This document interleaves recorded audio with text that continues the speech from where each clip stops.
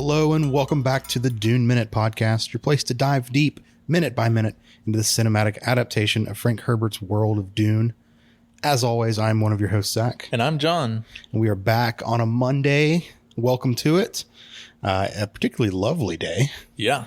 Here in Atlanta. We actually were just before started hitting record, talking about how this is going to be the first week we get down into the 30s at night. I am here for it. For the European listeners, which there are quite a few. Sure. That's like one.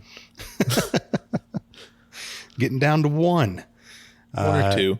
Yeah, I'm super excited. Fall is creeping in slowly but surely, even though at the time of this release, we're in mid-November, I believe. So hopefully fall is firmly planted in the South. I mean, it's mid-October right now, so it definitely will be. So, but, you know, Georgia does weird shit, and it might just be 90. Who knows? Very, very true. I hope we do not have to eat those words later. Nope. All right, cool. Well, we got some exciting minutes to talk about this week. What do you say we just dive into it, man? Yeah, let's go. So last week, just to kind of remind everyone, we left off with Paul thinking he knows everything. Yeah. He doesn't.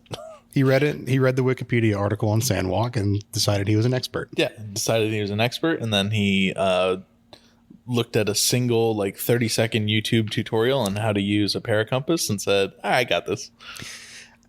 I'm giving him shit for it, but that is absolutely how I operate in a lot of my life. Yeah, no. You think I fully research shit before I do? No, absolutely not. I'll find a YouTube video where someone does something and then scrub back 30 seconds every time. I remember you and I changing your alternator.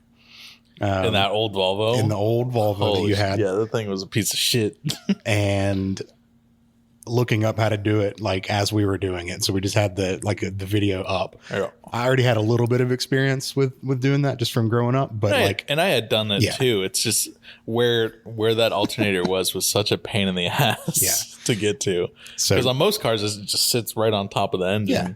This one was underneath. It's fine Swiss engineering. Swede. Fine Swedish engineering. You know we have Swedish listeners. Email duneminute@gmail.com and yell at Zach for you owned a Volvo, motherfucker. I know. Shout out to the Volvo 240. It's a great car. Yeah. It's the only car I've ever owned where people were trying to buy it off me, just like when they met me, in the grocery store parking lot or whatever. I had people leave notes and stuff under the windshield wiper being here's my number, call to sell. Yeah, it was a very, very valuable car for a very specific subset of people. Mostly old white dudes. Yeah. Almost exclusively old white dudes. Yes. So we're giving Paul some shade, but we absolutely do this. Yeah. And the last minute that we talked about on Friday was Paul and Jessica walking across the top of a dune and hearing something approaching them, I guess, from the distance. I don't think it was approaching them. It was just Shai Hulud rumbling under the sands. Yeah. So this week we're starting off with more of those low rumblings and everything off in the distance. And Paul and Jessica are both just kind of looking around, scanning the horizon. Yep. And Paul, being the Mr. Captain Obvious that he has been, just states, it's close by. Let's get out of here. There's that damn phrase again, man. Let's get out of here. It's the second time he said that in just as many minutes, it feels like.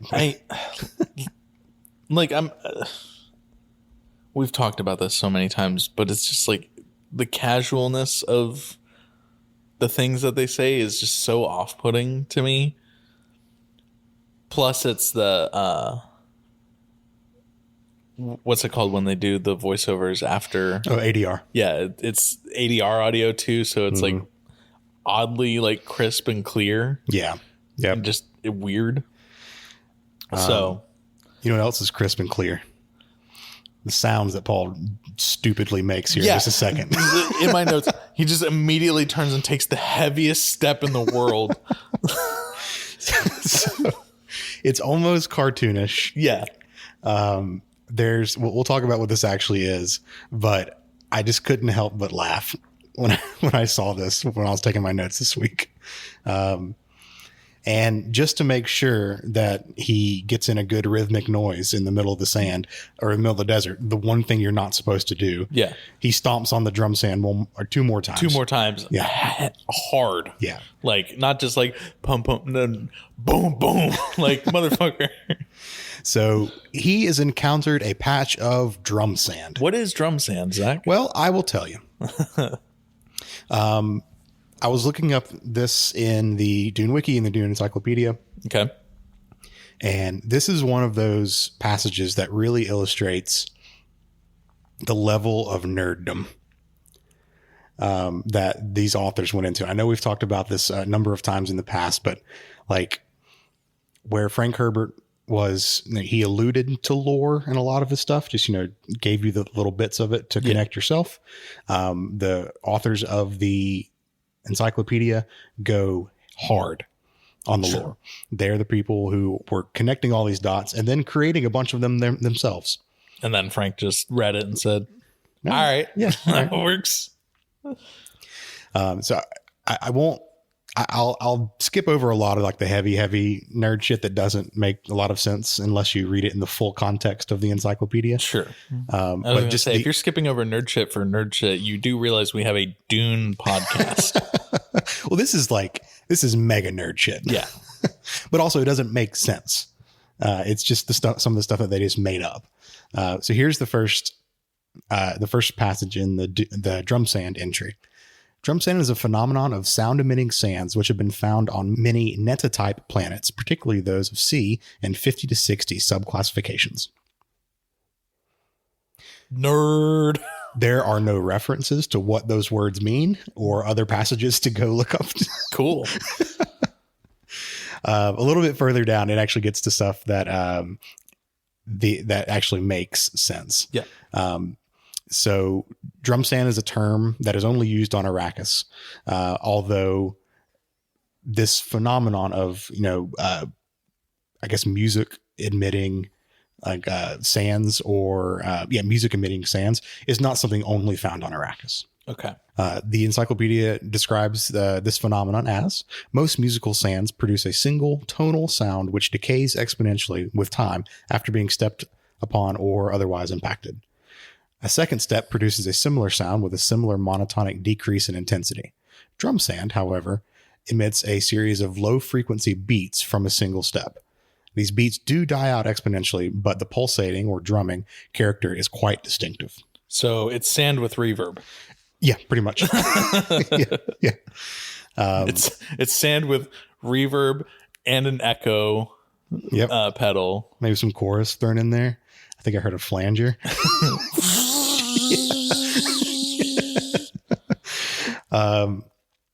The last thing I'll say about drum sand. Sand really loves prog rock. Yeah, dude. Absolutely. I was hanging out at a lot of Rush and Yes concerts. Hell yeah.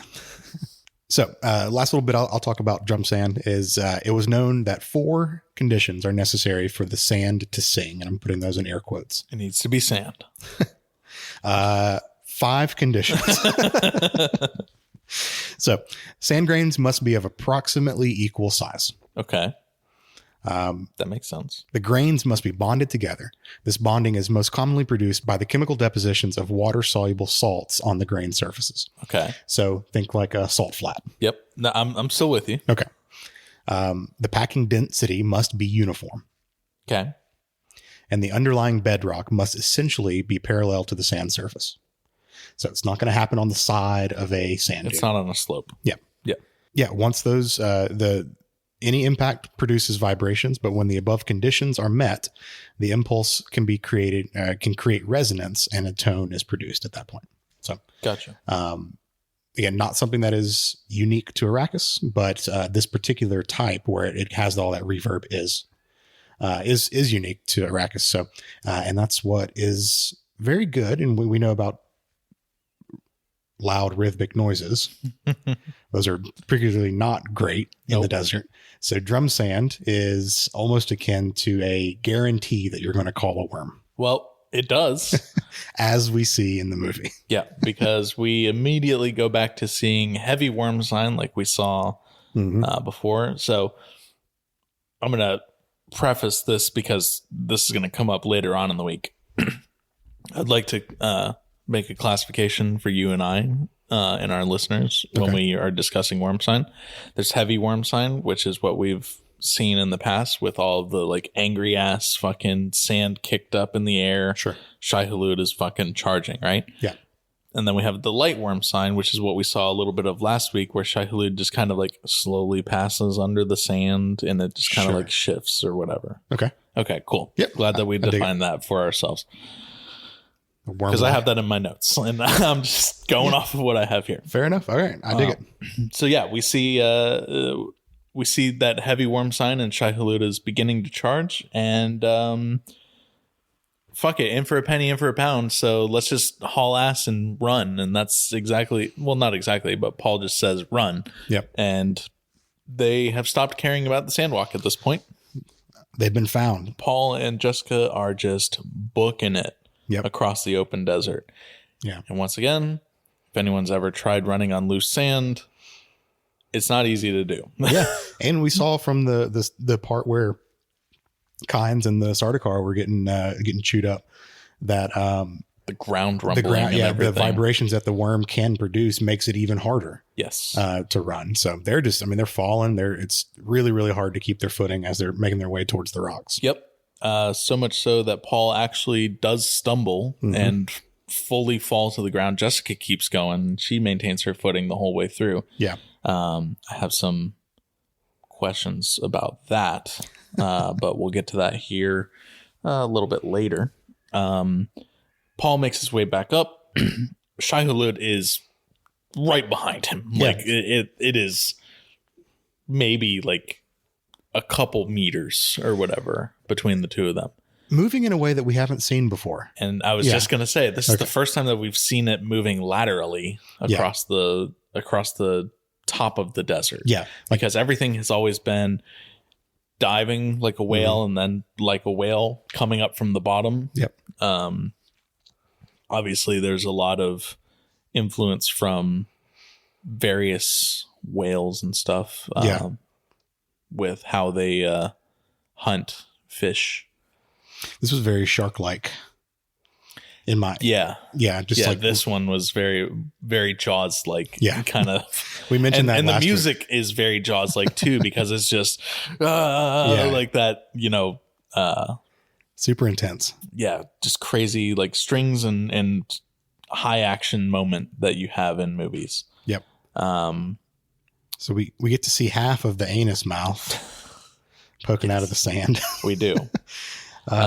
Here's hopefully you have the same nit to pick in your notes. Okay.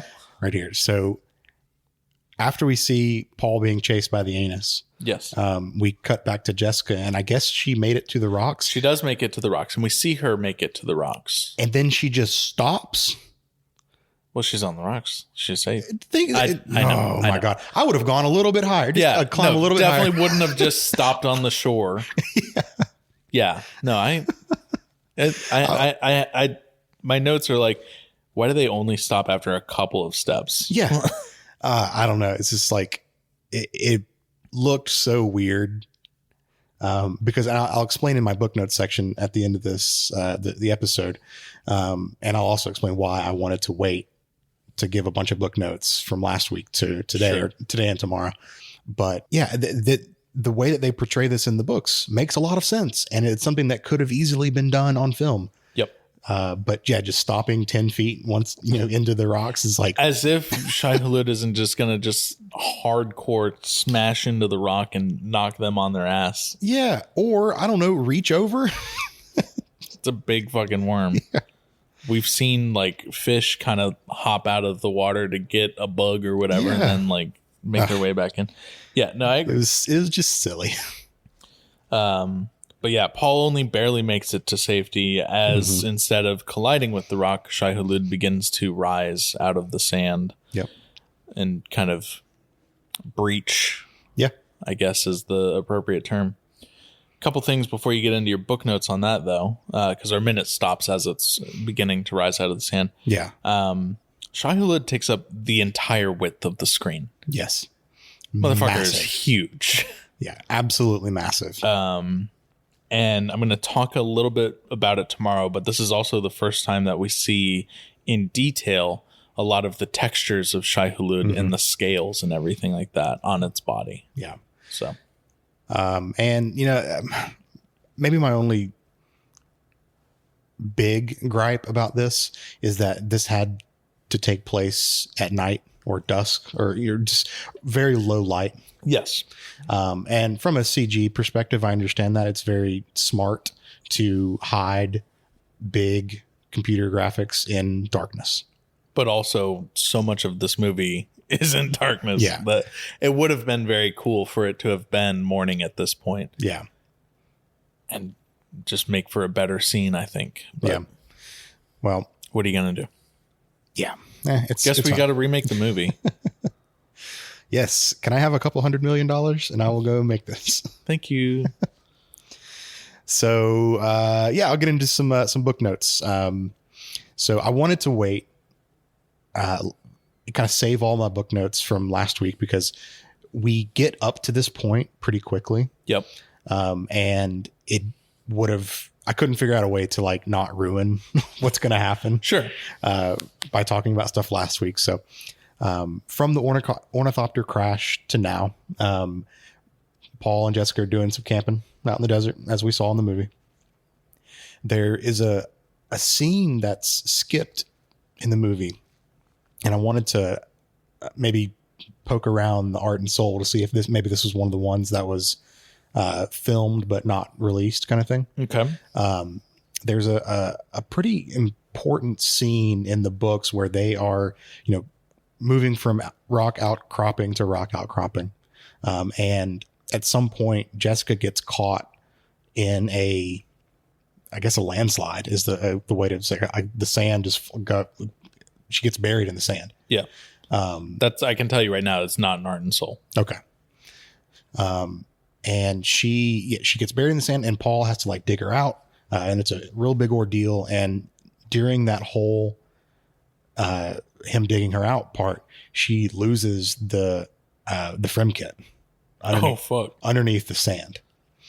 And they're like, well, fuck, we have to have that. Yeah. It's a certainty that we will die if we don't have that. Well, that's interesting because in the movie, Paul never lets go of the frem kit. Yeah. So, well, makes me think that they deliberately didn't shoot. Yeah. Yeah. They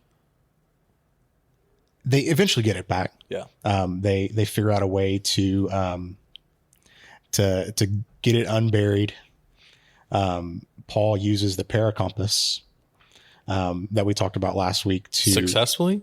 Well, no, he uses it in a different way. So he actually basically cracks open the battery of the paracompass. Okay. Mixes it with a little bit of water and some spice, just because of the chemical nature of all those things combined, produces like a foam of sorts that hardens.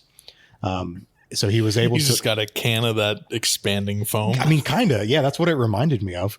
And so he was able to make like a berm around where the bag is and start to dig it out. And that was holding the sand from just filling in the hole as he was digging. So, cool little piece of, on his feet thinking, sure, to get it out. Does it give a lot to the movie story? No. But it is still a really neat scene. No. And I think, they considered it and then realized how long this movie was going to be. And it was probably one of the easier decisions to cut. Yeah. For the film. So, yeah, I agree with that. It's just a good scene in the book, and I wish we could have saw it on the screen, but it's okay. So after that whole ordeal, Paul and Jessica kind of take the same beats as we see in the movie. Paul teaches her the sand walk. and they start to head off to more rocks, just continuing to go deeper into the desert. Does he actually teach it to her though, or does she just say she's heard of it and then immediately? They don't spend they spend about the same amount of time that the movie did. Okay. Talking about the sandwalk here. So Paul showed her the motions. Yeah, pretty much. We get a lot more imagery to the worms and like the sounds that they make. Okay. It's described as like a hissing sound that kind of just echoes across the desert. There's a little, if you listen at the groans and stuff, there is a little bit of that hissing and everything with it too. So it plays a bigger part in the books, because that's how they're able to say like, oh, it's getting closer, the hissing's louder, all that jazz. Yeah. Before they head off in this particular crossing, in the books, Paul sets off a thumper with a timer, kind of in the opposite direction of where they were heading. Yeah, it's got like a 5-minute delay on it or whatever He kind said of thing. 30 minutes, but yeah. Yep. Sure. So that the worms are distracted by the thumper as they're making their way to this rock outcropping. We get to hear described by Paul's thoughts when the worms start to attack where he hit it, as the sounds of frenzied tearing of rock. Oh fuck! Yeah, which is crazy to think that. I mean, that Jessica stops 3 steps off from the edge of the sand and on that rock. Yes. Yeah. So knowing that is how it's being described in the books, and then seeing this in the movie where they just stop a couple feet off, made it all the more silly to me. All right. Fair enough. When they encounter the drum sand in the books, Paul falls on the drum sand because his muscles are so fatigued from doing the sandwalk. The random motions, this very unnatural way of walking, and his legs just kind of give out on him. Yeah. And that's when he falls, and then they're just like, fuck it, run. But in the books, so they get to the rocks and they keep climbing.